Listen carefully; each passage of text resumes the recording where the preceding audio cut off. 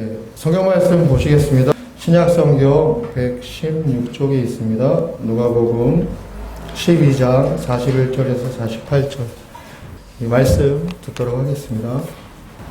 어제 제가 사택에서 이제 설교 준비하면서 오후에 깍공이를 잠깐 노원역에서 볼 일이 있어가지고 잠깐 나갔다 들어왔는데, 어제 날씨가 막 화창하다 보니까 그 노원역 그 문화의 거리에 얼마나 사람들이 많은지, 그 화창한 5월의 날씨를 즐기면서 계절의 진미를 먹으면서 이게 현실의 세계에 흠뻑 취해서 그 즐거움을 갖고 있는 많은 군상을 보고 다시 들어와 앉아가지고 재림 설교 준비를 했지.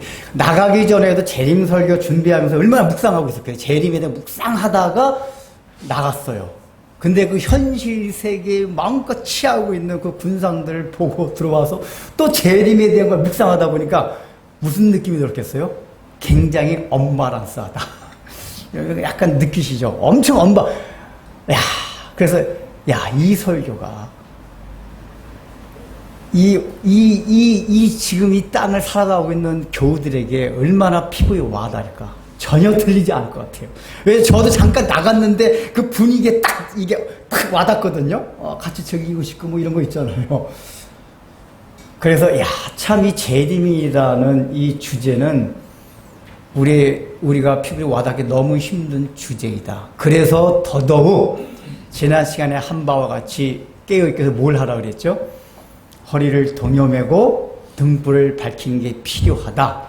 그 얘기를 드렸습니다. 허리를 동여맨다는 거는 여러 가지 얘기했지만 우리의 정체성을 분명히 확고하게 가지고 우리가 할 수 있음에도 불구하고 갈 수 있음에도 불구하고 누릴 수 있음에도 불구하고 절제하는 삶. 근데 그거의 동력이 뭐냐? 우리는 나그네라는 정체성을 확고히 하는 것. 그게 바로 허리를 동여매는 거라고 그랬어요. 그 다음에 등불을 밝히는 건 뭐냐? 깜깜한 세상 가운데 밝혀요. 제가 어제 딱 들어와서 날씨 대낮이가 얼마나 밝아요. 근데 딱 생각하는 게, 딱 들어와서 생각하니까 영적은 정말 깜깜하구나. 그걸 제가 느꼈어요. 왜냐? 그게 너무 밝고 화창하고 좋으니까 영적으로는 재림에 대한 걸 전혀 생각할 수 없고 분간할 수 없고 분별할 수 없기 때문에 까만 거야. 볼 수가 없어요. 재림에 대한 건 전혀 볼 수가 없어요. 그걸 새카맣다 그랬잖아요. 그래서 등불이 필요하다고 했죠. 무슨 등불이요? 말씀의 등불. 특별히 재림의 약속에 대한 말씀을 늘 우리가 의식하고 묵상해야만 이 깜깜해서 도저히 분별하고 분간하고 재림이라는 걸 의식할 수 없는 이런 세상 가운데서 그나마 희미하게나마 주님의 재림에 대한 걸 분별하고 분간하고 생각할 수 있다, 그 얘기예요. 그래서 더더욱 그 생각, 등불 정말 밝혀야겠구나. 그래서 제가 또 잠시 노원 사거리에 들어왔다 다시 생각하면서 그 재림에 대한 묵상을 하다 보니까 다시 정서가 다시 재림에 대한 그걸로 그래서 이걸 늘 묵상해야겠구나. 여러분 지난 한 주간 동안 아침 일어나서 자기 전에 묵상하셨습니까? 스코틀랜드 어느 목사님과 같이 아침에 일어나면서 오늘 주님 오늘 오시렵니까? 자면서 오늘 밤에 오시렵니까? 라는 그 생각을 가지고 살아가셨어요? 물어보면 제가 잘못인가?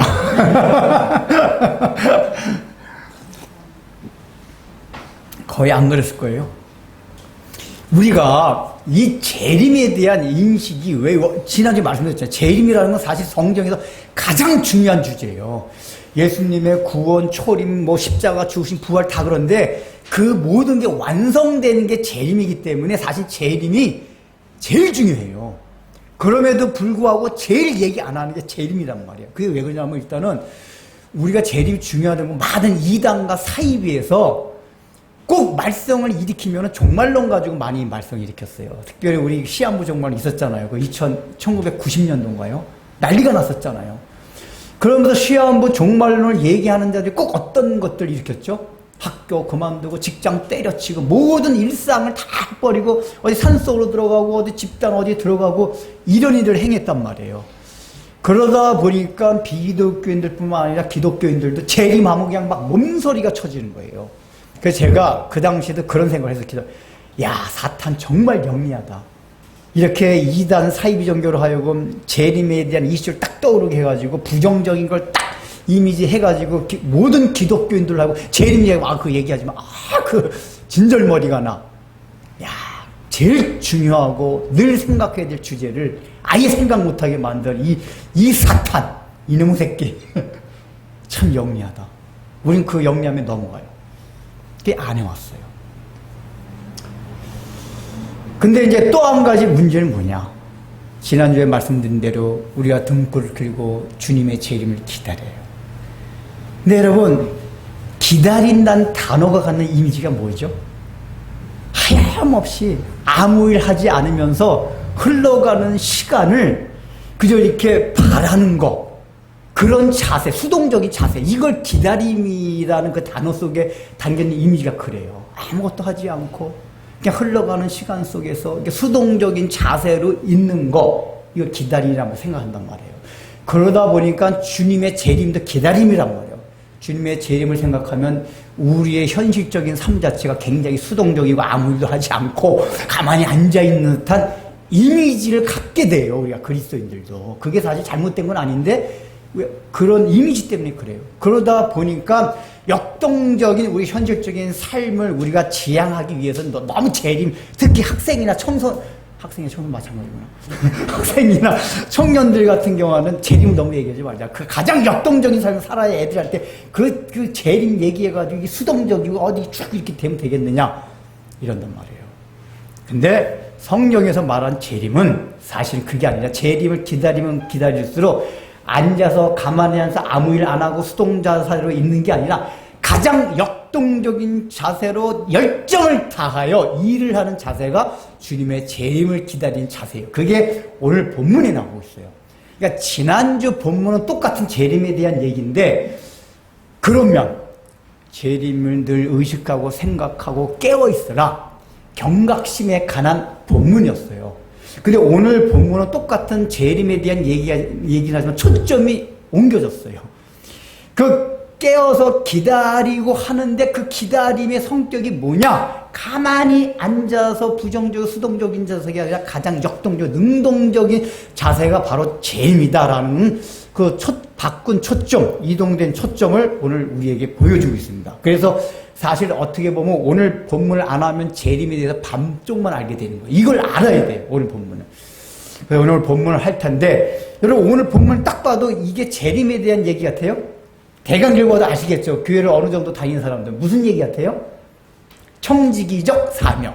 안 떠오르세요? 이 본문 대강 봐도 너 맡아서 관리하라 이런 얘기 쭉 나오잖아요. 그러니까 우리가 늘 교회 다니면서 많이 들었던 청지기적 사명, 직분에 관한 내용으로 느껴진단 말이에요. 재림에 대한 얘기로 안 느껴지고, 재림에 대한 얘기는 그 종이 더디올 것으로 생각하고 요런 데서만 힌트를 얻지, 전체적인 이렇게 흐름이나 내용을 보면 재림 같지가 않고 청지기적 사명에 대한 얘기 같아요. 이게 바로 무슨 얘기냐? 주님께서 가르치고자 재림의 초점이 이동된 게 기다림의 사실은 그 자세의 본질이 뭐냐? 청지기적 사명을 가지고 역동적으로 살아가는 것이다. 이걸 알려주는 거란 말이에요, 결과적으로. 자, 그러면 이제 그걸 하나하나 살펴볼 텐데, 이 본문을 들어가는 전환점을 대기하는 시작이 베드로의 질문입니다. 베드로의 질문을 함으로써 예수님이 요 세 번 다른 비유를 말씀해 주시는 거예요. 그래서 이 베드로의 질문이 뭔지 생각해 봐야 돼요. 질문이 뭡니까? 주님, 그 지금 하신 비유가 우리에게 하심입니까? 뭐든 무리에게 하심입니까? 물어봐요. 우리 그냥 이걸 지나갈 수가 있어요. 그럼 베드로가 왜 이런 질문을 할 것 같아요? 그리고 거기에 대한 예수님의 답은 또 뭐죠? 그 답을 하시는, 내가 방금 이 비유는 뭐죠? 지난 시간에 했던 거. 35절부터 40절까지 말씀을 말하는 거예요. 그 비유는 너희들에게 한 거야. 아니면 전부 무리에게 한 거야. 라고 답을 해주셔야 되잖아요. 근데 거기에 답은 안 하고 오늘 41절부터 얘기하신단 말이에요. 이런 걸 뭐라고 하죠? 동문서답이라고 그래요. 불교시하면 선문답 같고. 동문서답을 해요. 예수님이 의도가 있으신 거예요. 그래서 예수님이 왜 그렇게 답을 하셨냐 이유를 우리가 얘기하기 전에 베드로가 왜 이 질문을 했냐를 먼저 살펴봐야 돼요. 물론 베드로는 나서기 좋아하고 일단 용감해요. 몰라도 조용해! 뭐 그런 약간 성향이 있단 말이에요. 그러니까 사실은 이게 이 제자들이 다 그런 의문을 갖고 있는데 베드로가 용감하게 물어본 거예요. 근데 우리는 이 질문을 생각하기 전에 제자들의 영적 상태를 알고 있어야 돼요. 자, 여러분들, 제자들이 오늘 본문뿐만 아니라 예수님이 설교한 것들 이해를 제대로 했을까요? 못했을까요? 거의 못했을 거예요. 왜냐하면은 예수님이 하나님의 나라, 주님의 죽으심, 부활, 또 재림, 특히 재림 얘기는 그 당시 제자들은 아예 생각조차 못한 개념이었어요. 오늘날에 우린 재림을 알고 있어요. 그러나 그 당시 제자들은 재림 이런 걸 아예 알지도 못했어요. 그들은 예수님의 죽으심도 몰랐고 부활도 몰랐어요. 그런 개념조차. 죽으심은 그래도 좀 생각해보면 몇 번 얘기했어도 죽으심에 대한 그 개념도 다가오지 않아가지고 엉뚱한 얘기를 했단 말이에요. 죽으러 간다 그러면 야 무슨 얘기냐. 근데 재림을 알아요? 그러니까 사실은 지난번에 했던 소리 거의 못 알아들어요. 이것뿐만 아니라 평상시 예수님이 이렇게 설교한 거 보면 제자들이 이해 못할 게 굉장히 많아요. 저는 그런 측면에서 제자들이 훌륭하다는 게 뭐냐면은 그렇게 예수님의 설교를 3년 동안 따라다니면서 이해를 못했음에도 불구하고 계속 따라다녔다? 훌륭하지 않습니까? 이 얘기는 뭐냐? 제자들이 예수님을 그냥 신뢰했다는 얘기예요. 설교가 이해는 안 되는데 예수님 자체 신뢰를 한 거예요. 그러니까 그분이 이해는 안 되지만 뭔지 모르지만 그냥 예수님 좋아? 예수님 신뢰한 거예요. 그러니까 이게 제자들 사실 훌륭한 점이에요. 그리고 예수님은 또 왜 그대로 얘기했을까요? 예수님의 말씀은 제자들에게만 하시는 말씀이 아니라 오고 오는 모든 세대에게 하시는 말씀이란 말이에요. 그래서 당장 듣고 있는 현장의 제자들은 알아듣지 못해도 설교를 하신 거고, 두 번째는 예수님은 신성을 또 지니셨기에 이 제자들이 나중엔 언제요? 오순절 강림 부활 때도 다 완전히 못 깨달았어요.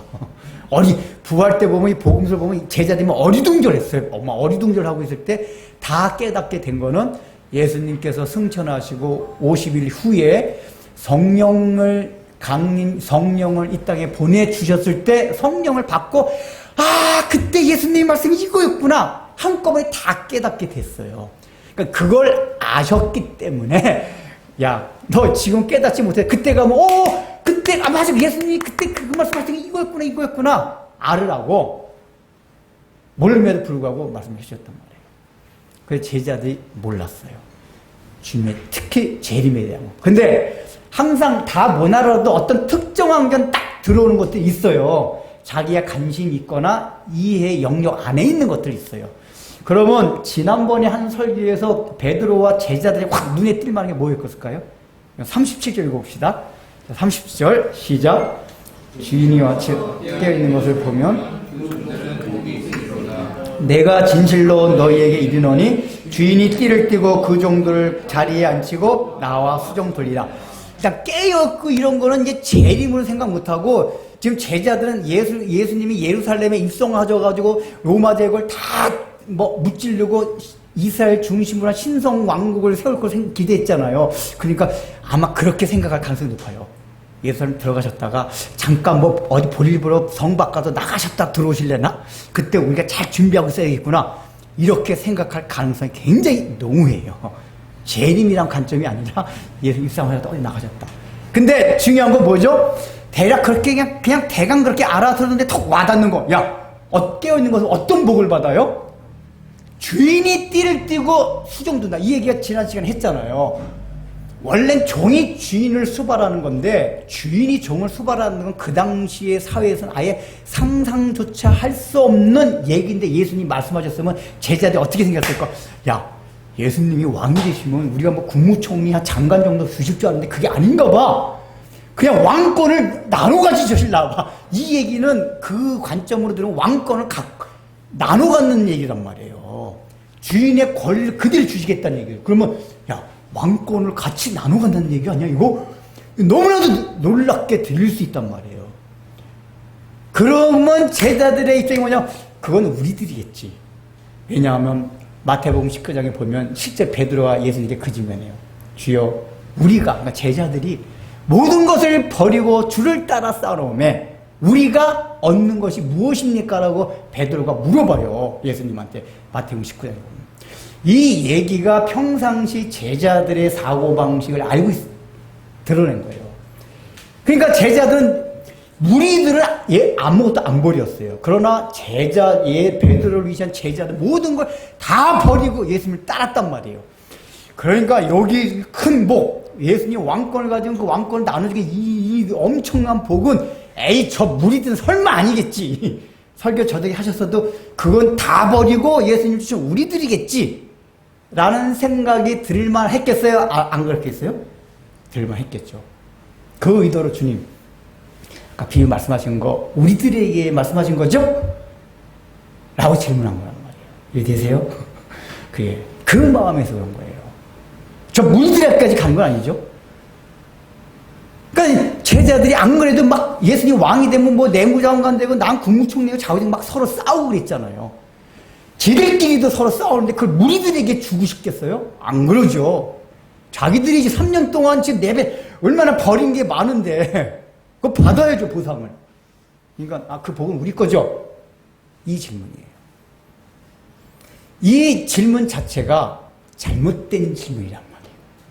그래서 예수님이 너 질문이 잘못됐다 라고 알려주시기 위해서 동문서답을 하신 거예요. 혼내지 않으신 건 제자들의 영적 상태 원래 아시고 그렇게 설교를 하셨기 때문에 특별히 책망을 하지는 않으셨어요. 그러나 동문서답을 하심으로 너 질문이 잘못됐다는 걸 알려준 거예요. 그런 그 질문이 잘못된 걸 두 가지 측면에서 살펴볼 수가 있어요. 첫 번째 뭐냐, 지금 베드로가 이 질문하는 내용 가운데 뭐가 있죠? 하나님께서 주신 복을 남하고 나눠가지 않겠다, 그 얘기예요. 우리 제자들은 물론 제자끼리 싸우게 했어도 그나마 제자들은 다 예수님 모든 걸 버리고 예수님을 쫓았으니까 우리들은 그래도 그런 복을 받을 자격이 있는데, 우리가 마땅히 받아야 될 복을 줬다 이 무리들한테 줘, 그건 말도 안 되지, 이거란 말이에요. 근데 예수님이 오늘 이 비유에서 하신 말씀, 청지기가 하는 일이 뭐죠? 집안에 있는 모든 거를 나눠주는 일을 해요. 조금 이따 자세히 살피겠지만 나눠주는 일이라고 했단 말이에요. 그러니까 청분이 뭐지? 이름이? 청분이래. 청지기가 분할한다는 막 이게 지금 청지기가 나누는 이 비유를 든 게 뭐냐? 애야, 내가 지금 사실은 재림 얘기했던 거는 근데 너네들 나중에 알겠지만 나누어 준 거야. 내가 준 복을 너네들만 독차지하는 게 아니라 나누어서 흘러보내는 거야 라는 그 생각을 베드로하고 주고, 그 잘못된 걸 깨우치게 해주기 위해서 그대로 준 거예요. 너 생각 잘못됐다, 그 얘기예요.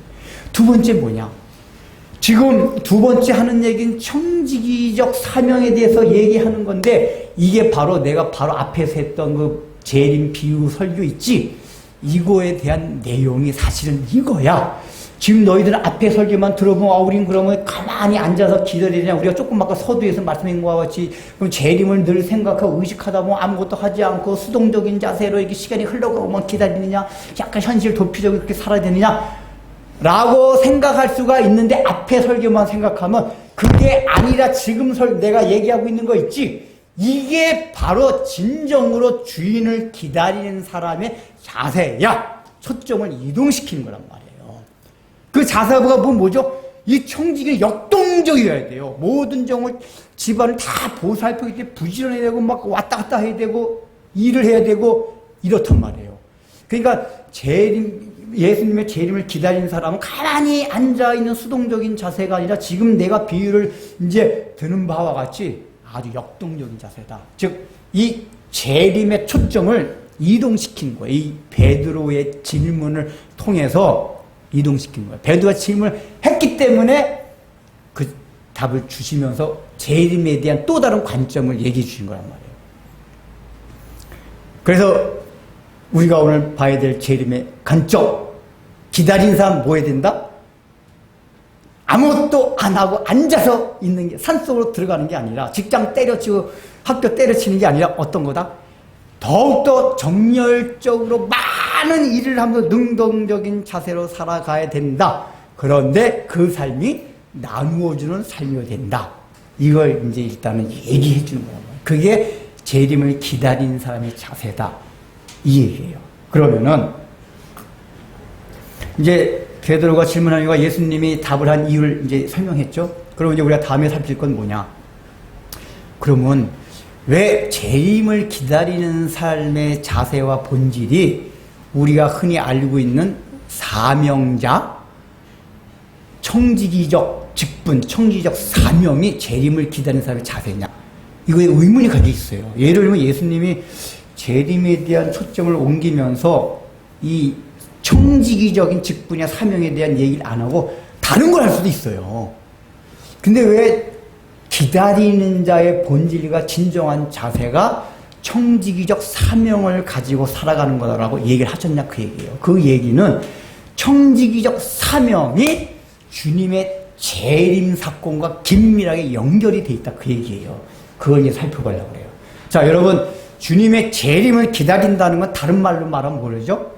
왜 기다려요? 주님이 재림하심으로써 하나님의 나라가 완성되기 때문에 그래요. 아직까지는 하나님의 나라 시작만 되지 완성되진 않았어요. 과정이에요.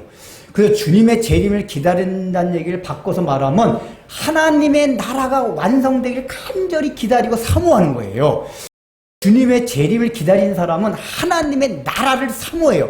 여러분, 하나님의 나라를 사모한다는 얘기 뭐죠? 하나님의 나라의 속성, 원리, 특성을 사모하는 거예요. 예를 들자면 이런 거예요.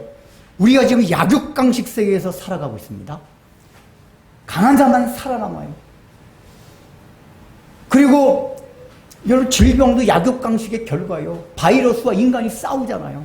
바이러스가 이기면 우리가 지면은 질병이 들고 우리가 이기면은 질병이 낫고, 바이러스도 어떻게 살아나야 됐기 때문에 우리 속에 들어가서 숙주로 해가지고 탁 하고 이기려고 반동을 친단 말이에요. 뭐죠? 인간과 인간 관계뿐만 아니라 인간과 자연, 인간과 동물, 인간과 미생물, 인간과 모든 것이 다 약육강식의 원리에 의해서 살아가게 했어요. 얼마나 피곤해요. 그러니까 제가 실제로 그전에 그런 얘기를 한번 들었어요. 이 약육강식 세계 너무 힘들대요. 그래서 그분이, 제가 그전에 야간 택시할 때인데, 그러니까 직장 때 퇴근하고 그러니까 막 파김치가 돼서 기사님 너무 힘들, 기사님 안 힘드세요? 제 얼굴 보더니, 근데 기사님 얼굴이 안 힘들어 보이네요. 이거 기사 힘 안 들으니까, 힘들긴 하지만 즐겁습니다. 내가 그랬거든요. 뭐가 즐거워요? 그러더라고. 예수 믿어서 즐겁습니다. 그걸 그 얘기를 해요. 전 교회 안 다닌다. 이 약육강식의 세계가 너무 힘듭니다. 이 회사에서는 계속 쪼지, 막 팀마다 막 실적 가지고. 그러면서 그분 하는 말이, 자, 이제 경쟁하지 않는 세계는 없나요? 제가 그때도 하고 이제 있습니다. 경쟁하지 않고도 모두가 잘 살아가는 그 세계가 있어요. 그게 하나님의 나라입니다.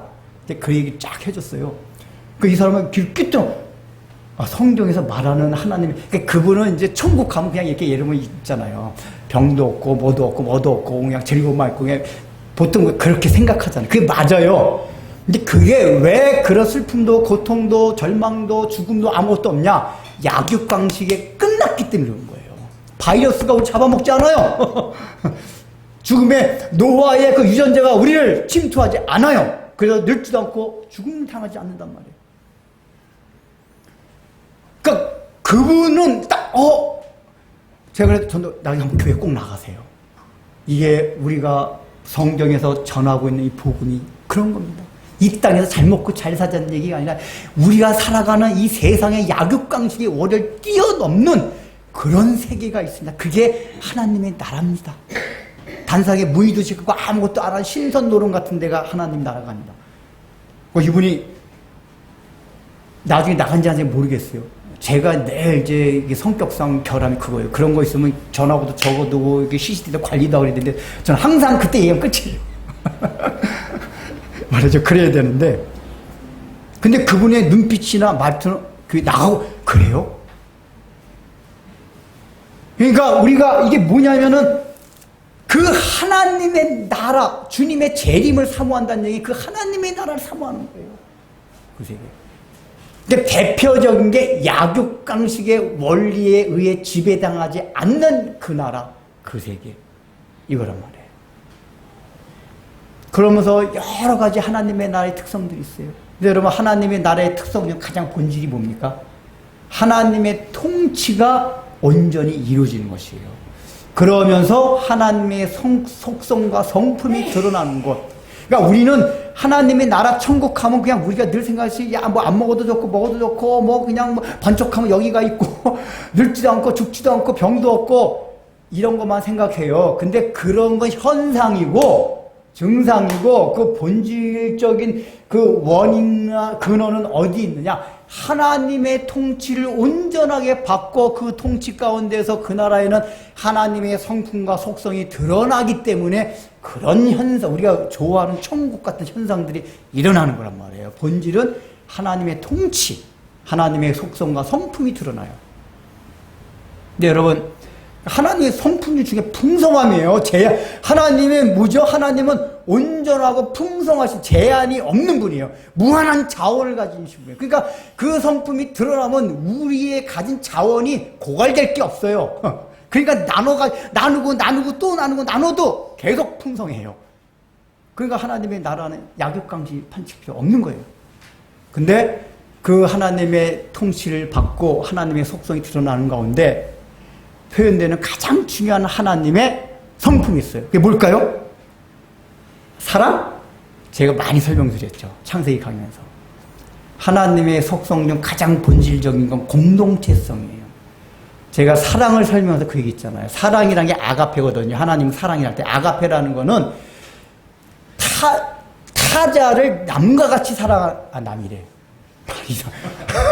타자를 나같이 사랑하는 걸 말한단 말이에요. 그러니까 이 얘기 뭐냐면은 사랑이라는 것 단어 자체가 관계성에서 기인한 거란 말이에요. 그럼 하나님이 처음부터 영원전부터 사랑이라 할 때 얘기 뭐냐면 영원전부터 혼자 계신 게 아니란 얘기란 말이에요. 제가 삼위일체를 설명할 때 많이 들었잖아요. 영원전부터 혼자 계신 게 아니라 하나님의 속성이 아가페 사랑이란 얘기, 누군가와 관계 속에서 있었다 그 얘기. 그게 누구죠? 성부, 성자, 성령, 삼위일체 하나님이란 말이에요. 그 성부, 성자, 성령 하나님이 서로 아가페적인 사랑을 했다 그 얘기예요. 그래서 뭐가 됐어요? 하나가 됐어요. 서로 다른 인격체인데 하나가 됐다 그 얘기예요. 그게 공동체성이란 말이에요. 그 모든 기독교의 교리와 진리는 그 삼위일체에서 나온 거예요. 다. 삼위일체에서. 제가 얼마나 공동체성을 강조해요. 예수 믿는다는 게. 그 공동체성이라는 건 뭐죠? 다른 사람을 나와 같이 사랑하고 내게 있는 걸 흘려보내고 나누는 거예요. 나같이 생각하기 때문에. 그러면 여러분, 청지기적 직분이 가장 처음 나온 게 어디죠? 창세기 1장 28절이에요. 제가 창세기 강의할 때 자세히 설명한 거 기억나시나요? 제 창세기 1장만 몇 개월 동안 한 것 같은데 특히 여기 26절, 28절 아주 자세히 했어요. 28절 뭐죠? 아담 하와한테 너 땅을 정복하고 모든 만물을 다스리라고 했어요. 이걸 이제 문화명령, 창조명령이라고도 하는데 기독교 세계관의 틀을 잡는 그 말씀인데 이 명령이 사실은 청지기적 사명을 인류 최초에게 주신 거예요. 왜 그렇죠? 원래 정복하고 다스린다는 건 일단 통치행위예요. 통치행위는 누구만 할 수 있습니까? 하나님만이 가진 고유 권한이에요. 그런데 하나님이 만드신 피조물이 인간한테 야 너희가 나 대신 내가 위임해 줄게. 정부하고 다스려 통치권을 주신 거란 말이에요. 이건 여러분 굉장히 중대한 겁니다. 왕권, 통치권을 준다는 얘기, 그러니까 왕권 자체를 나누겠다는 얘기예요. 그러니까 하나님의 그 고유한 자신 왕권을 너희와 함께 나누겠다. 여러분 세상의 임금들 하다못해 세상의 역사를 보면 임금들도 자기 자식들한테도 나누지 못하는 게 권력이잖아요. 우리 고려시대 조선 역사 보고 세계 역사를 봐요. 아버지가 자식을 죽이고 자식이 아버지를 죽이고 형제가 형제를 죽이고 권력 투쟁하는 얼마나 크게 없어요. 왜? 권력은 나눌 수 없다 그 얘기예요. 수양대군이 마음이 아팠지만 조카 단종을 죽인 건 그래야만 권력이 유지된다. 인정에 치우치면 안 되고 이게 권력의 속성이란 말이에요. 근데 하나님은 그 세상의 권력도 아니라 우주 만물을 다스리는 그 통치권을 어마어마한 권력을 우리와 함께 나누겠대요. 피조물은 우리와. 이게 놀라운 사건이에요. 이 청지기적 이 사명을 주셨다는 얘기는 가장 본질적인 의미가 뭐냐? 하나님이 가지신 권한, 소유를 우리와 나눈다 그 뜻이에요. 놀라운 복이에요. 그게 지난 시간에 한 내가 돌아와서 너희를 발을 찢어주고 섬겨줄게. 너희를 왕으로. 이 얘기가 동일한 얘기란 말이에요. 청지적 사명. 그래서 실제로 요한계시록도 보면은 나중에 그 왕권을 우리에게 씌워준다 그랬어요. 그 얘기가 뭐죠? 너희가 왕이다. 아니 우리가 무슨 왕입니까? 아니야 너희들 왕이다. 함께 다스리는 예수님과 함께. 이게 놀라운 특권이에요 사실. 이게 얼마나 놀라운 일인지 몰라. 창조주 하나님의 권력을 피조물인 우리가 함께 나눈다. 이런 얘기 들어도 눈이 말똥말똥 하십니까? 기절해야 돼 사실은. 근데 거기서 그렇게 주셨단 말이에요. 그래서 이 청지기적 사명은 창세기 1장 28절에 주신 문화 명령과 상통을 해요. 그 다음에 또 하나 뭐냐. 우리가 보통 하나님 나라를 얘기할 때 이미 아직 몇 번 했었죠. 우리가 죽어서 가는 천국, 예수님께서 재림하셔서 왔는데 하나님의 나라 아직까지 도래하지 않은 미래의 하나님 나라예요. 아직 하나님 나라에 아직. 그러나 그 하나님 나라를 사모하는 사람이 이 땅 가운데서 하나님의 그 나라를 나타내고 보여주는 이미 와 있는 하나님 이미 누구에 의해서? 그리스도를 믿는 예수님을 재림을 기다리는 신자들에 의해서 야육강식이 판치는 이 땅 가운데서 그 구현되는 하나님의 나라가 이미 그걸 이제 우리가 그 긴장 속에서 살아가고 있어요. 그러면 여기 청지적 척보는 뭐냐? 원래 하나님의 나라 자체가 뭐였냐?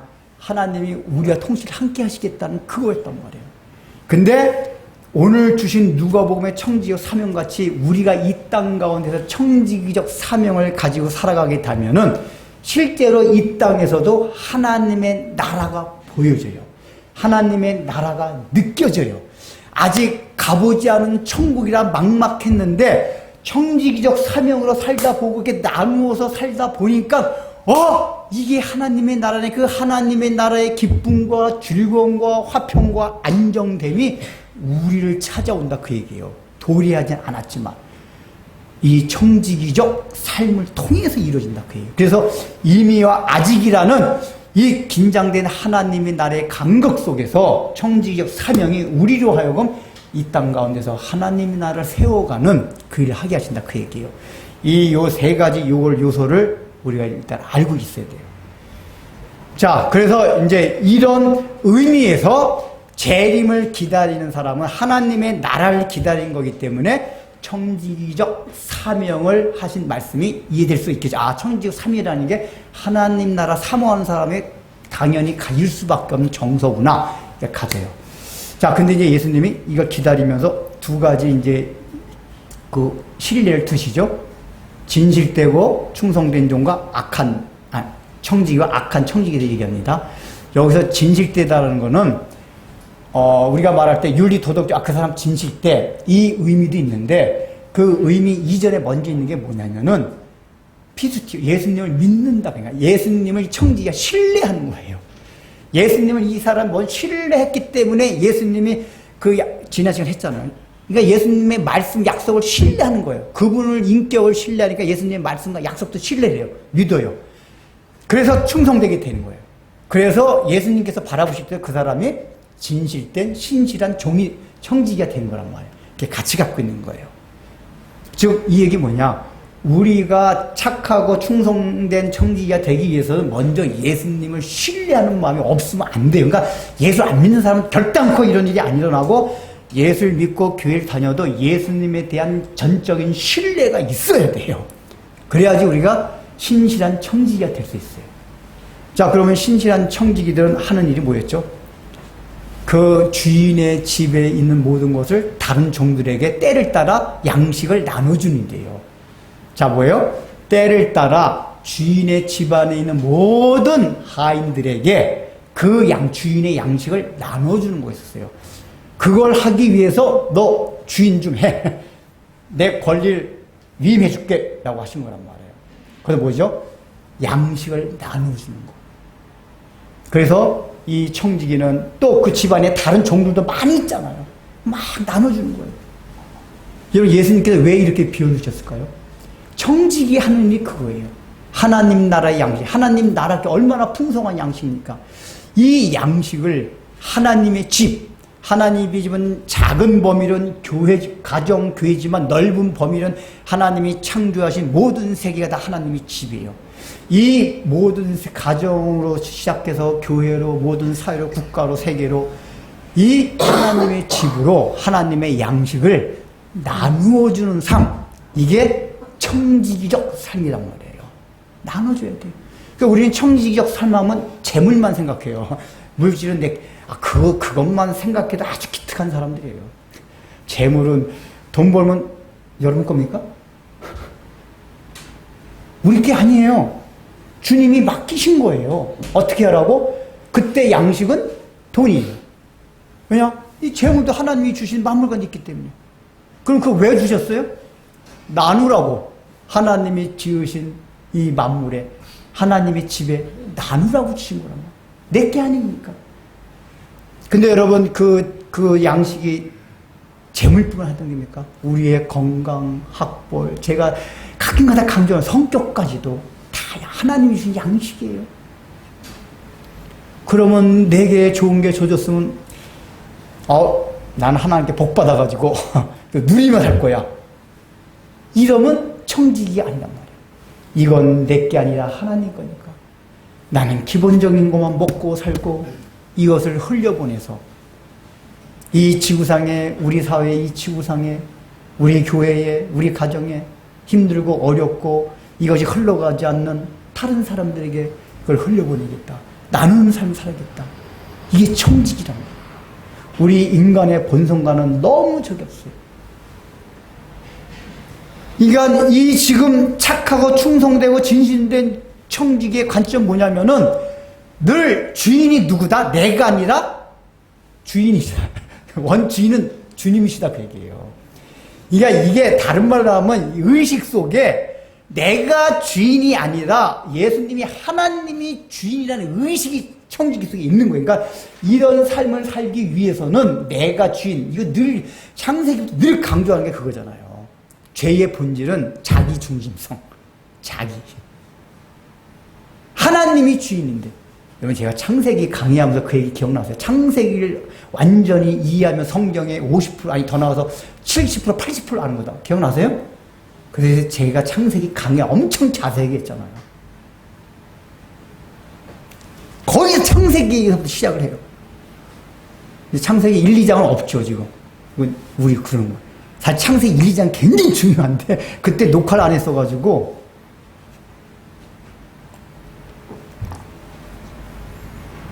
자기중심. 근데 이 청지기는 자기중심이 아니에요. 주인이 중심이 되다 보니까 자기가 받고 있는 권한 자체가 다 주인 거다는 의식이 아주 철저해요. 이거 내 게 아닙니까? 주인 건데. 주인의 뜻은 이게 나눠주는 거니까. 그래서 이 가정의 질서를 잘 잡고 다스리는 거니까 내가 이렇게 성경으로 다스려야겠다. 우리 주인과 같이. 그거 잘해요. 네, 여러분. 그래서 이 착한 종은 그런 마음으로 살아갔어요. 근데, 이제 시간 간다. 그 반대편에 있는 청지기 누구죠? 이제 악한 종이에요. 이 사람은 여기 시작이 어떻게 되나 봅시다. 45절 읽어보겠습니다. 시작. 만일 그 종이 마음에 생각하기를 오히려 하여 남녀 종들을 때리며 먹고 마시고 취하게 되면, 자, 이 청지기가 한 행동은, 그러니까 반대편에 있는 이 청지기가 한 행동은 일단은 어떤 행동을 했죠? 원래 종들을 먹이고 재워주고 해야 되는데 때리고 그 다음에 뭐예요? 자기 먹고 마시는 거예요. 자기만 먹고 마셨다 그 얘기예요. 때리고 먹고 마시고. 근데 이거의 동기가 뭐였었어요? 주인이 더디오리라 해요. 그러면 우리가 이게 더디오리라 한 거를 시간적인 개념만 생각할 수가 있어요. 근데 이거는 시간적인 개념을 넘어서서 어떤 개념이 들어있는 거냐면은, 우리가 실제 재림이 되면 예수님이 이렇게 오신다 하는데, 예수님, 2000년 전에 안 오셨어. 그 재림에 대한 의식이 흩어지잖아요. 그러면은 이 현실 세계에서도 주님의 임재함에 대해 의식이 없어져요. 재림을 사모하면 할수록 오늘날 살아가는 이 땅 가운데서 주님의 임재함을 의식하고 느끼며 살아가요. 근데 이 땅 가운데서도 주님의 부재한 것 같이 살아가요. 시간적인 개념상으로 안 온다. 기다리다 안 오셔. 이게 안 오신다는 얘기 그때부터 뭐가 돼? 내가 완전히 주인이 되는 거예요. 주님 안 오신다. 그때부터 주인이 준 권한이 내 권한이 돼버린 거예요. 내가 중심이 돼요. 주인이 부지하게 된단 말이에요.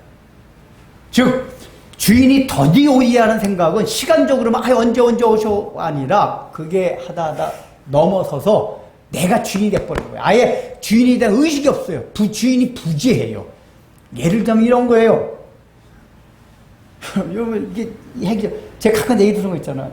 주의를 거룩히 지키는 건 우리가 윤리도덕적으로 볼 때 별거 아닌 것 같이 보여서 잘 어기거든요. 살인하지 말라는 건 잘 지켜요. 왜냐, 살인하는 건 막 끔찍해. 내가 하는 건 너무 끔찍하고, 일단 경찰이 잡아갈 것 같고, 경찰이 안 잡아가도 밤새 저는 남 때려도 진짜 초등학교 남 때리고 밤새 잠을 못 잤어요. 내가 주먹으로 때려야 얼마나, 걔 코피가 터졌거든요. 그게 밤새 생각나면서 걔 얼마나 아팠을까? 제가 그다음부터 싸우면은 때리지 않고 이렇게 팍 붙잡고 넘겨뜨리고 너 졌지? 까부지 마. 때려서 코피 나는 게 그렇게 밤새 마음 아파. 그런 사람을 죽이면 제가 어떨까? 때리고 코피가 나도 이렇게 마음 아파서 밤새 잠을 못 잤는데 여러분 다 비슷해요. 아무리 잔인해도 사람 죽여도 아무렇지 않은 그 진짜 거의 사람 같지 않은 사람이 있긴 있지만 근데 주의는 안 그렇거든요. 별로 죄 같지가 않아요. 그래서 주일 예배 어기고 누가 진짜 간증하는 거 들었어요. 등산을 딱 갔어요. 근데 조마조마해요. 주일 어기다가 이거 다리 하나 부러지면 안 되는데. 근데 올라가는데 아무렇지도 않아요. 근데 내려갈 때까지 걱정이 됐대요. 내려가기 더 위험하다는데 하나님 어제 다리 하나 부러뜨린 거 아니냐. 실제 간증을 들었어요. 근데 아무렇지도 않더래요. 그 다음날 월요일날 직장 갔는데 더 잘 되더래 일이. 그러니까 이 친구가 이제 담대해지는 거예요. 쉴 때 뭐 되겠네. 그러면서 느끼는 하나님의 부지함이 그 사람의 마음과 그 사람의 일상 가운데 하나님 부지하는 거예요. 부지한 데가 하나님의 통치와 하나님의 인도하심이 없어져 버리는 거예요. 왜냐? 이거 해다 보니까 하나님 없네? 괜찮네? 이게 주인이 더디 오리라 하는 이 청지 종의 마음속에 있는 근원의 마음이란 말이에요. 이렇게 살아요. 이게. 그러면 이렇게 살게 되면 그 나타난 양상이 뭐라고요? 종을 때리고 먹고만. 이거 때린다는 얘기가 왜 주님이 이렇게 비유를 주셨을까요? 권한을 남용했다고 얘기해요. 권한을. 이건 지금 그 종들을 다스리는 거는 주인이 주신 권한이에요. 근데 그 권한을 왜 주셨죠? 섬기라고, 잘 먹이라고. 근데 이 사람은 권한을 남용했어요. 이 얘기는 뭐냐? 이렇게 더디 오리라고 하나님의 부지한 의식 속에서 살아가는 사람은 반드시 하나님이 주신 권한을 남용해요. 하나님이 돈을 많이 주실 때 있어요. 더 좋은 건강을 주실 때가 있어요. 더 좋은 인간관계를 주고 좋은 남편을 만나고 좋은 아내를 만나고 좋은 부모를 만나고 좋은 자식을 만나게 할 수도 있어요. 좋은 거죠. 그거 왜 줬죠? 자기 거 아니에요. 여러분 이게 사실 자식도 우리가 제일 힘든 게 자식을 자꾸만 내 거로 생각하거든요. 자식이 우리 겁니까? 내 겁니까? 하나님 위탁하신 거예요. 너희들의 육체를 통해서 내가 하겠으니까 그 자녀들을 하나님의 뜻 가운데 잘 자라나게 그 아이들도 내 거다. 근데 내 거로 생각하니까 막 속상해요. 물론 이렇게 말하는 저도 100% 잘 되는 건 아니에요. 그러니까 여기서 웃는 거 봐. 나도 그럴 테니까. 에이! 나도 그럴 테니까 딱 다들 웃어. 힘들어요, 그게 사실은. 근데 자식은 우리가 소유 중에서 가장 귀하게 하는 게 사실 자녀예요. 재물. 요즘 부모들 중에 이상한 개떡 같은 부모도 있어가지고 자식보다 부모 그런 걸 저기 있지만은 원래 부모는 가장 귀한 게 자녀예요. 그렇죠? 전혀예요. 어떤 돈을 잃어도 명예를 잃어도 자식만은 절대로 잃지 않겠다는 게 부모의 마음이에요. 정상적인 마음은. 근데 그런 귀한 소유물인 자식도 내게 아니라 하나님이 맡김진 위탁하신 거다 그 얘기예요. 아멘이십니까? 아니, 아멘 하셨어요 이제? 애들 닭달하지 마세요. 아멘 하세요. 아멘 하신 분들.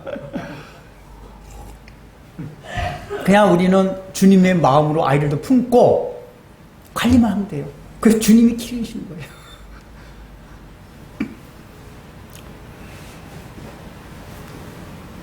근데 남용한다면 내 거 같이 다 여긴다는 얘기예요. 이 남용한다는 게 내 거 같이 여기는 거예요. 그래서 그럼 과도하게 하는 거예요. 돈도 많이 벌면은 물론 어느 정도 많이 벌어 더 쓸 수는 있죠. 그리고 과도하게 쓰는 건 아니에요. 우리가 진짜 돈을 많이 벌었어요. 제가 맞아요. 로또 당첨되면 전 교인들이 세길주 한번 하라고 그래요. 누가 로또 당첨 세길주 하겠대요. 제가 야 로또 당첨되면 너 혼자 세계일주 하지 말고 전 교인들이 유럽 여행 가라. 세계일주 하는 돈이 너무 많이 드니까 전 교인들이 유럽 여행을 다 가라. 로또 당첨이 지 거예요? 하나님이 주신 거란 말이에요. 근데 권한을 나는 이거 뭐 합법적으로 하나님 많이 주신 복이니까 뭐 그만 내 마음대로 쓰자. 세계일주하고 한 번 뭐냐 두 번 세 번 하고 저기 있는 저 형제 하나는 지금 동남아도 여행 못 가본 사람이 있는데 자기 혼자 세계일주하고 다녀요. 그냥 나눠서 같이 가자고 해줘.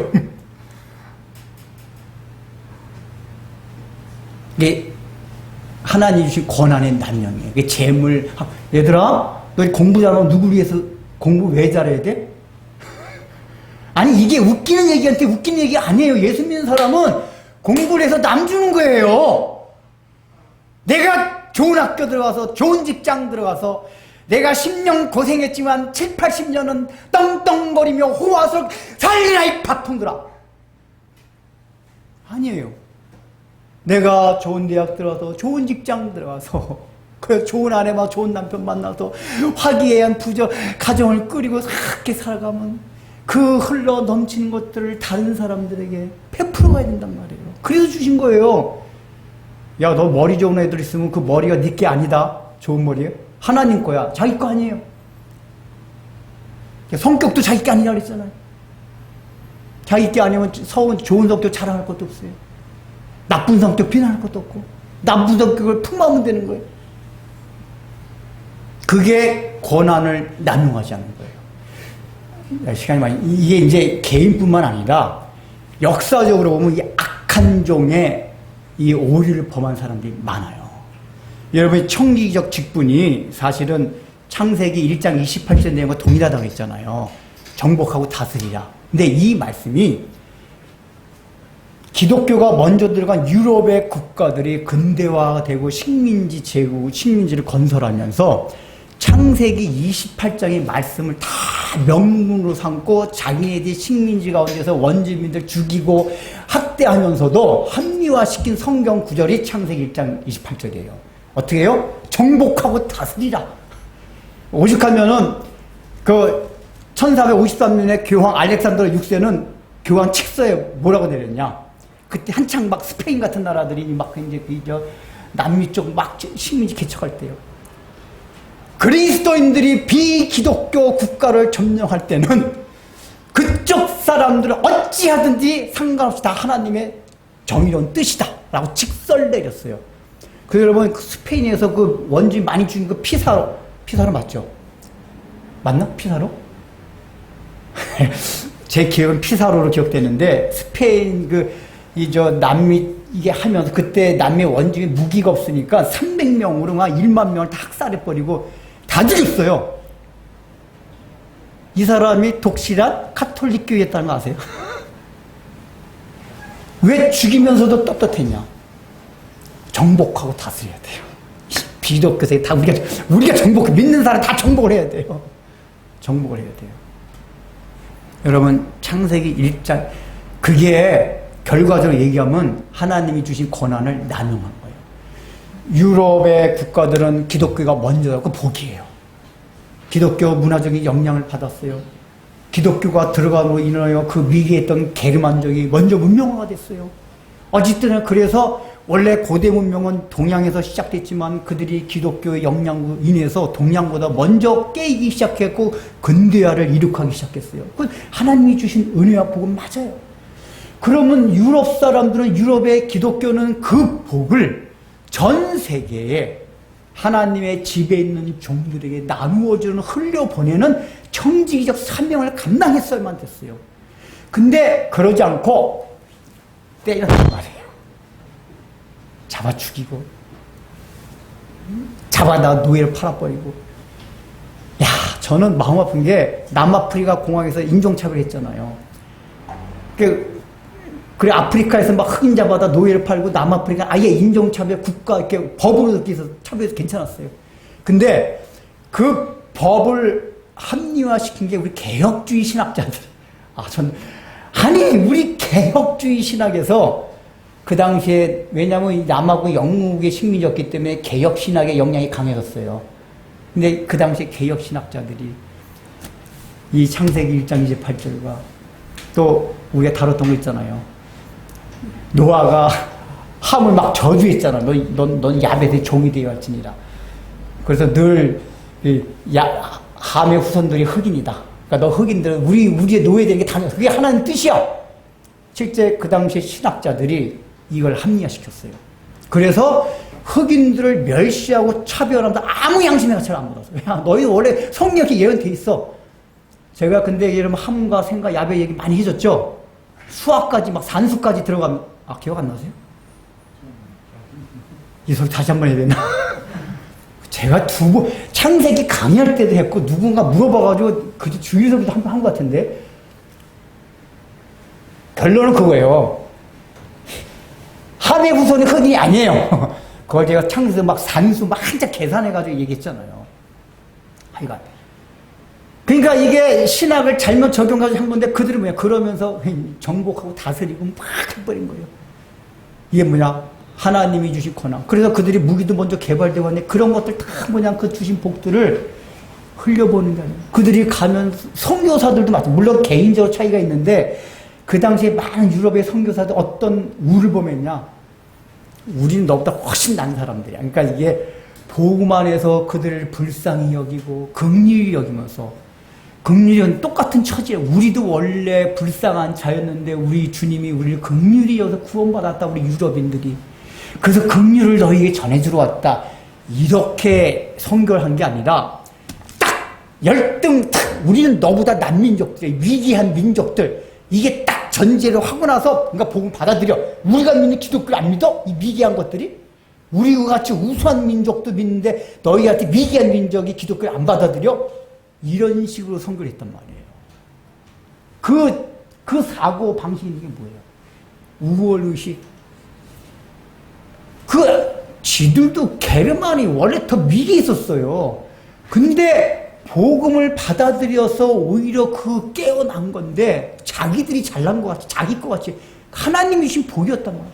그러면 그 과학문명도 귀들 들었고 복음을 먼저 받아들인 것도 받아들여서 겸손한 마음, 우리도 원래 저기였었는데 이 복음을 받아들였고 우리가 먼저 총도 만들고 우리가 근대문을 만들었거든. 너희들한테 나눠주라고 하나님께 우리에게 먼저 주셨으니까 야 총도 이렇게 만드는 거고 망원을 이렇게 만드는 거고 농사 지을 때 야 그렇게만 하지 마 이렇게 해봐. 이렇게 하면 얼마나 좋아요. 그게 좋은 청지기로서 나눠주는 그거였는데 이 악한 종이가 막 나눠주지 않을 분들 막 깃발고 때리고 했어요. 폭력을 행사했다는 얘기야. 그 권한의 남용 자체가 엄청나게 과도하게 지나쳤다. 그 얘기예요. 인류 역사 가운데 기독교가 저지른 이 오류가 이 청지기적 사명을 오해한 데서 온 거란 말이에요. 이 오늘날도 그렇잖아요. 우리 미국의 보수주의, 우리나라의 보수주의자들이 보수주의는 원래 성경을 그대로 믿는 좋은 거예요. 근데 늘 성경을 보면서 성경을 잘못 해석하고 왜곡한단 말이에요. 정복하라 하니까 무슨 이슬람을 정복하라. 죄악을 정복하라는 얘기지 이슬람을 정복하라는 얘기 아니에요. 죄악을 죄악. 내 마음속에 있는 그 죄악들을 하나도 남김없이 씨도 남기지 않고 죽여라.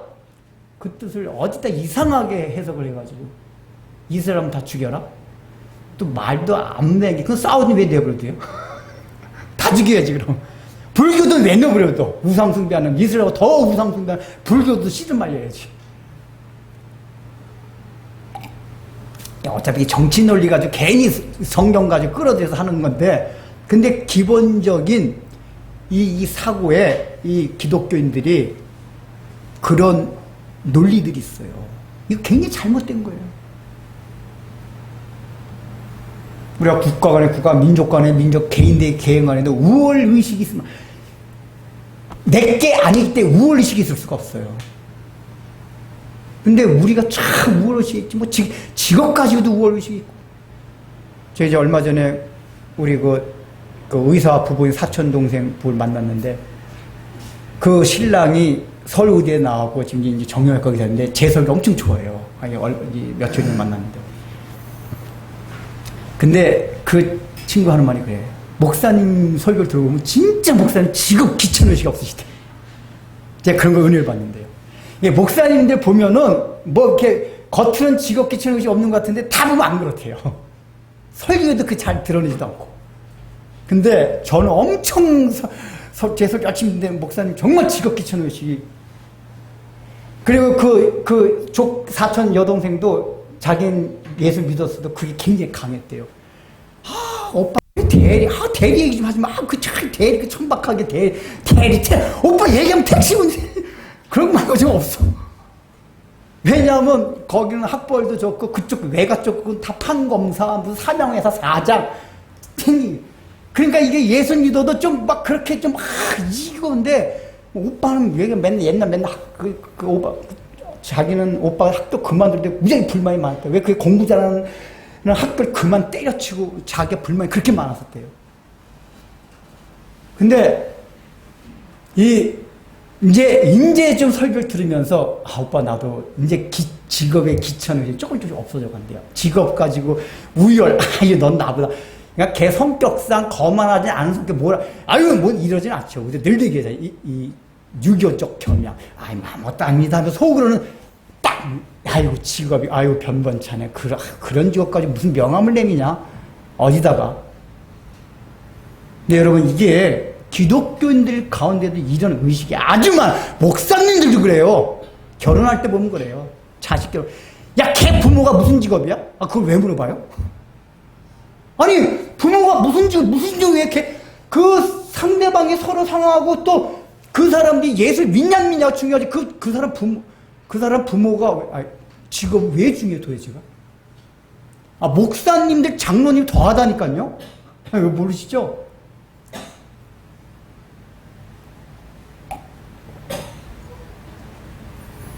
그러니까 그 사촌동생 신랑 그러더라고요. 뭐 그것도 독일에서 온 사촌동이 있어서 그 독일 사람 신랑이 있어서 뭐 소개시키려고 뭐 우리나라 서울 의대 나왔고 지금 정령에서 뭐 하라니까 서울 의대 좀 빼. 창피해 죽겠지. 서울대 좀 빼 그거. 그러니까 그 친구 진짜 신앙이 있는 거예요. 그거 무슨 자랑거리라고 얘기해 서울 의대를. 우리 서울 의대 자랑거리라고 은근히 말을 하지 않은 척하면서 얘기하려고 그러잖아요. 자식들 내 자식이 진짜 뭐 얘기하면 은근히 그 빼. 서울 의대 나오면 얘기 좀 하자. 그거 창피하게. 그럼 서울 의대 나오면 창피합니까? 우리 믿는 사람이 그래야 된단 말이에요. 근데 뭐 시간이 또 이렇게 제가 일부 때 조절해가지고 하는데도 지금 우리가 그런 우열의식 자체가 하나님이 주신 청지기에서 권한을 다 남용하는 거예요. 우리가 있는 거는 아무것도 내게 없어요. 다 하나님 거예요. 주시면은 그래서 그것을 위탁받는 자는 나눠주기만 하면 돼요. 나눠주기만 하면 돼요. 손해 갔죠? 안 그래요. 이게 주님을 재림의 하나님의 나라를 너무 사모하고 기다리다 보면 이런 삶을 살게 돼요. 이게 저도 사실은 그 약간 경험한 건데 하나님을 사모하다 보니까 제가 약육강식 얘기를 많이 하잖아요. 근데 왜냐하면 제가 평소에 묵상하면서 이 약육강식의 원리가 적용되지 않는 그 세계, 그 하나님 나라. 제가 언젠가 얘기했지만 대리운전하면서 하다못해 이거 이게 딱 어떤 좋은 게 딱 누르는 순간 딱 떠오르는 생각이, 야, 누군가 지금 애기 분유가 없어서 나온 사람이 있다면 갑자기 그 생각이 드니까 못 누르겠더라고, 이거를. 근데 그렇게 해서 나중에 걸린 게 어디 쫙 고향 막 벽에 산골짜기 걸려 죽을 고생 한다는데 일찍 들어가. 목이 그 누가 먼저 누르면 아이씨, 아 누가 먼저 눌렀어. 저도 이제 막 경쟁하며, 물론 이제 이 문제 또 다른 문제를 얘기해야 돼요. 그럼 경쟁하지 않고 살아야 돼. 아니 경쟁하면서 살아 괜찮아. 그게 내가 노아 얘기를 했잖아요. 육식을 해라. 경쟁하면서 살아가도 그걸 허용하신 거예요. 경쟁해서 괜찮은 거예요. 그러나 이를테면 그런 걸 보면서 무슨 이 약육강식 누굴 이겨야만 내가 살아갈 수밖에 없는 그런 세상이 아닌 그 세계가 빨리 오지 않나. 주님 어서 오시옵소서. 제가 그 기도를 했다니까요. 그게 왜냐, 주님이 재림해야만 가능하기 때문에. 어서 말 안 한다. 어서 오세요 주님. 그래서 이렇게 약육강식이 판치는 이 원리가 적용된 이 세상이 아닌 그 하나님의 나라, 하나님이 통치하시고 모든 게 나누고 베풀어도 풍성하고 평화롭고 정의로운 그 하나님의 나라, 그 나라 좀 빨리 오게 해주세요. 우리가 일이 되잖아요. 그게 진실되고 충성된 종이 해야 되지. 그렇게 재림을 기다리는 거예요. 근데 악한 종같이 그렇게 합니다. 근데 이제 그 결론은 뭐죠? 마지막 심판을 해요. 자, 여기 해봅시다. 46절, 47절 여기서 시작.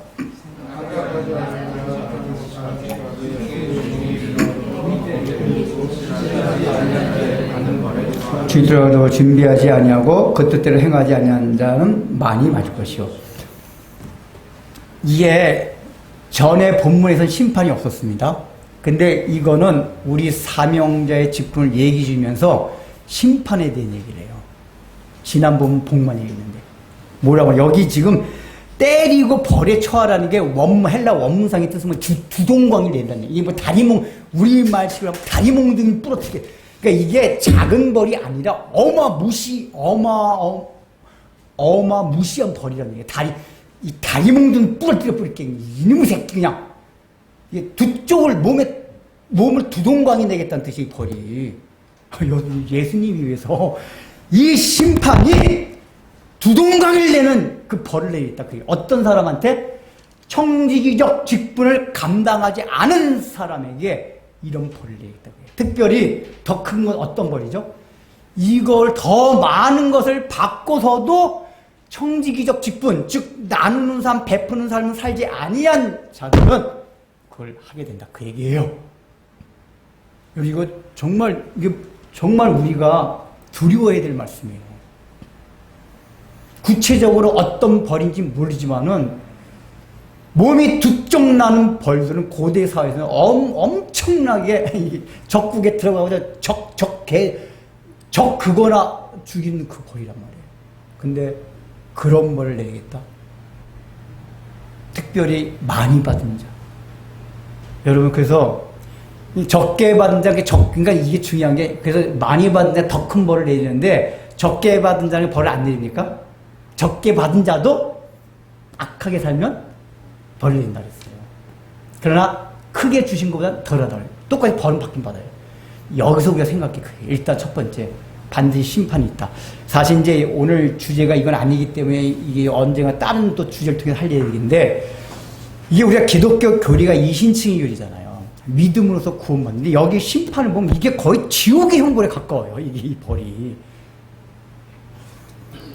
그러나 성경이 전체적인 흐름에서 나타난 진리는 믿으면 지옥 안 가요. 지옥의 형벌 안 받아요. 예수님 분명히 말씀하셨어요. 이게 성경은 분명히 우리가 이해를 해서 못했지 조화되는 게 있거든요. 이제 결론부터 얘기가 뭐냐면은 분명히 예수를 믿으면 지옥 안 가고 구원받는 게 맞습니다. 그런데 우리가 실제적으로 예수를 안 믿는 경우가 많은 거예요. 왜냐? 예수를 믿으면 청지기적 삶을 살아가게 돼 있어요. 있습니까?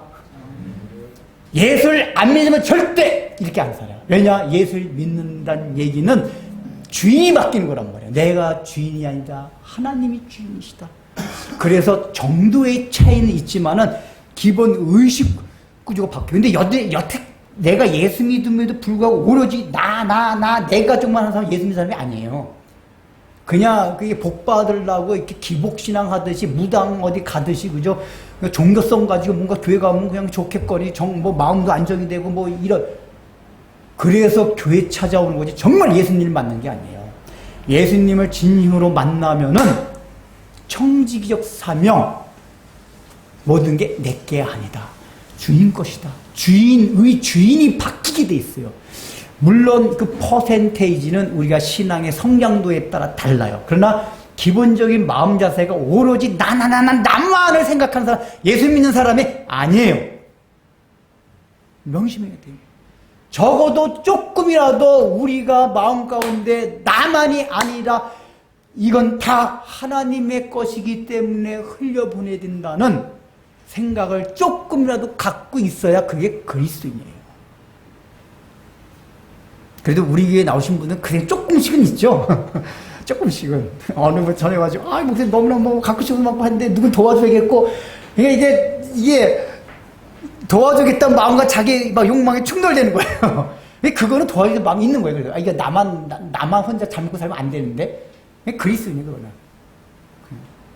워낙 아직까지 자기 강해서 이게 뭐냐지. 우리가 다 이런 과정이 있긴 해요. 그러나 적어도 이런 의식이 없으면은 두 다리가 동강나는 이거 어마어마한 벌에 치여집니다. 두 번째 생각이 뭐냐? 많이 받고 적게 받고 여러분 신경 쓸 게 없다 그 얘기예요. 우리는 이때 많이 받고 공부도 잘하고 싶고 돈도 많이 벌고 싶고 근데 여러분 저는 그걸 일찍부터 알았거든요, 원리를. 그래서 실제 제가 그렇게 기도했어요. 하나님 저 돈 많이 벌지 않게 해주세요. 왜냐하면 돈 많이 벌었다가 제가 저 많이 해서 쓰면 더 하나님의 심판이 클 것 같아서 그냥 차라리 돈 적게 벌게 해주세요. 실제 제가 그렇게 기도한 적이 있었어요. 돈 많이 벌어서 그걸 자기만을 위해서 썼다.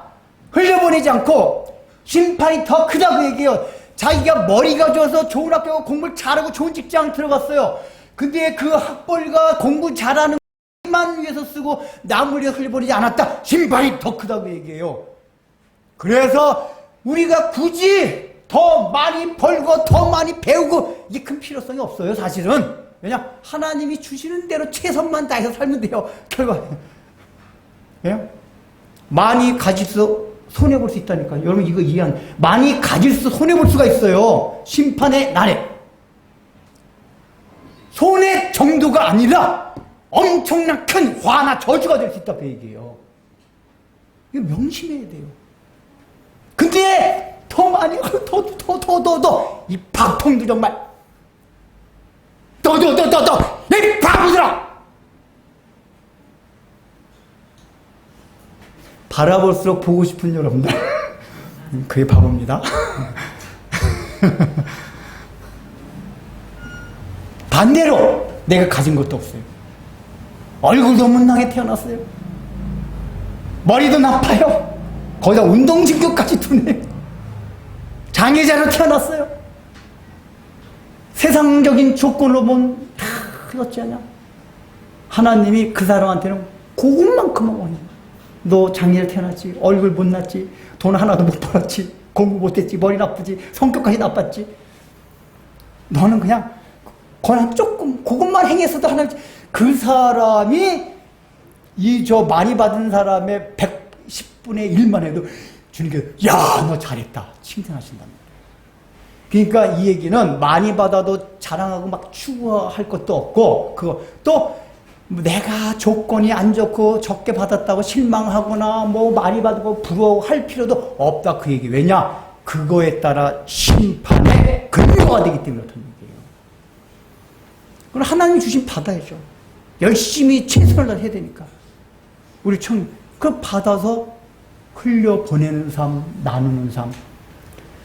이걸 또 오해해가지고 안 믿는 사람들 구제, 자선, 우리 교회나 우리 자성을 이걸 오해하면 안 됩니다. 본질이 뭐죠? 내가 주인이 아니라 하나님이 주인됨을 늘 의식하고 살아가는 사람. 우리 기독교 그거예요. 남을 구제해도 인본주의자도 똑같아요. 자기가 구제도 하고 도와주고 흘려보내요. 이것도 구분해야 돼요. 흘려보낸다고 다 그게 없니까? 아니, 그 사람 안 청지해요. 왜냐? 그 사람 자기를 위해서 한 거예요. 자기의 자아를 위해서, 자아의 만족을 위해서, 자아의 도덕적 그걸 위해서. 그 사람들은 하나님이 주인이 아니에요. 우린 하나님이 주인이 되었기 때문에 흘려보내고 나는. 그래서 마지막 결론 거예요. 우리가 가진 어떤 조건 때문에 실망하거나 악자까지 더 추가할 필요가 있다 없다? 없어요. 여러분, 이 복음이 우리를 얼마나 자유케 하는지. 진리가 너희를 자유케 하리라. 이 복음을 알아가면 알아갈수록 신들막치게, 야, 그게 중요한 게 아니구나.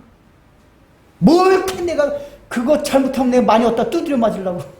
그 옛날에 어떤 사모님이 신유은사를 받았대요. 영적으로도. 신유은사도 능력이 좋은 거죠. 이게 자기 남편 목사님은 그게 안 되는데 이분은 기도만 하면 병이 낫대요.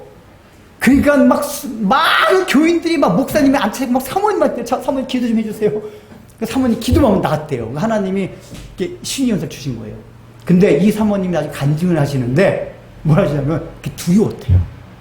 하나님이 보통 그런 거 받으면 신나거든요. 이제 딱 기도만 나와봐요. 얼마나 신나겠어요. 탁, 병이 날뛰어다 탁 났어요. 보통 인간의 심리가 신나요. 그러니까 이단들이 이렇게 신나다 다 이단이 돼요. 하나님 그 은사를 걷어갔는데 계속해서 그걸 추구하면. 근데 이 사모님은 하나님 이 은사 걷어가 주세요. 자칫 잘못 제가 이 은사 때문에 더 큰 하나님의 심판을 받을까 두렵습니다. 남용하게 돼. 남용하죠. 은사 주면 사람들이 자기를 존경하고 막 모여들고 막 우쭐. 그렇지. 내가 기도하면 낫네. 우쭐. 이거 다 권한을 남용하는 거예요. 자기 주님이 주신 은사기 때문에 그냥 베풀기만 하면 되는 건데 이 사람이란 게 그렇게 되게 참 힘들어요. 우쭐해지고. 그래서 그 사람이 자기 목사님보다 낫다는 생각을 했었대요. 은근슬쩍 그런 말이 들더래요. 목사님 말씀 전해가지고 아무 변화도 안 돼. 참 기도만 해주면 막 나니까 사람들이 엄청 변화되고 막 교인들이 때같이 모여들고. 주여 이 은사를 걷어가 주세요. 하나님 걷어가 주셨대요. 얼마나 많이 평안해지고 그런데요. 이게 영적으로 그렇고 우리가 이 세상을 살아가면서 주어진 모든 것이 다 동일해요. 여러분 이 진리 비밀을 알게 되면 정말 우리가 매이지 않고 자유로워져요. 진정한 나그네가 돼요. 이 세상의 삶에 현실의 삶에 얽매이질 않아요. 진리가 너희를 자유케 하리라 하신 이 말씀이 청지기적 사명을 감당함으로써 여러분 삶 가운데 여러분 심령 가운데 앞으로 도래할 하나님의 나라를 이뤄가시는 복이 있기를 주의로 축원합니다. 헌금을 드릴 때 우리의 마음과 믿음이 내가 가진 것을 띄어서 하나님께 드린다가 아니라 하나님께서 주신 것, 하나님께서 맡겨주신 것, 하나님께 드리는 것임을 우리가 잊지 않고 기억하며 헌금합니다. 하나님의 자비와 은총 안에 우리의 삶이 보호받고 유지됨을 잊지 않고 기억하며 날마다 헌금하는 마음으로 하나님 앞에 삶을 살아가겠사오니 은혜를 더하여 주시옵소서. 예수님의 이름으로 기도드립니다. 이제는 우리 주 예수 그리스도의 은혜와 하나님의 사랑하심과 성령으로 은혜 주시고 우리의 신앙과 삶에 역사하여 주심이 약육강식의 잔인하고 무서운 세상 안에서도 믿음을 지키기 위하여 노력하고 수고하며 사는 진리의 빛 교회 성도님들의 신앙과 삶, 그 현실의 자리 위에서 타인을 나처럼 사랑하며 베풀고 흐르게 하신 하나님의 말씀을 따라 내 것이 아님을, 이 세상의 그 무엇도 내가 가진 것이 아님을 마음으로 시인하고 고백하며 하나님 앞에 은혜를 구하며 나누고 베풀고 흐르는 섬김의 삶 살 것을 다시 한번 굳게 다짐하고 머리 숙인 우리 모두의 신앙과 삶 위에 이제로부터 영원토록 함께 있을지어다.